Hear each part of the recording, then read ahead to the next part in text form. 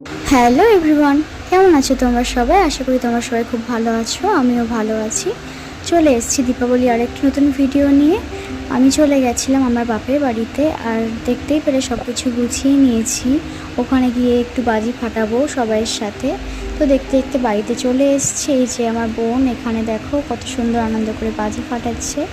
তারপর একটু ওর কেরামতি দেখালো। এখানেও একসাথে 8টা চরকা দিয়েছিল, দেখো কত সুন্দর লাগছে দেখতে, বেশ ভালোই লাগছিল। তারপর এখানে চটপটি ফাটালো।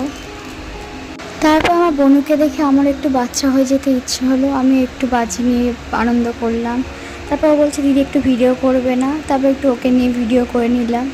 দেন আমরা এখন খাওয়া দাওয়া করব। মা ডিনারে বানিয়েছিল ফ্রাইড রাইস আর চিকেন কষা, বেশ দারুণ বানিয়েছিল মা। আর মায়ের হাতের রান্না তো কোনো কথাই হবে না, খুবই টেস্টি ছিল। আর বেশ অনেক দিন পর একসাথে খেলাম আর সবাই খুব মজা করলাম, বেশ ভালো লাগলো, দিনটা খুব ভালোই কাটলো।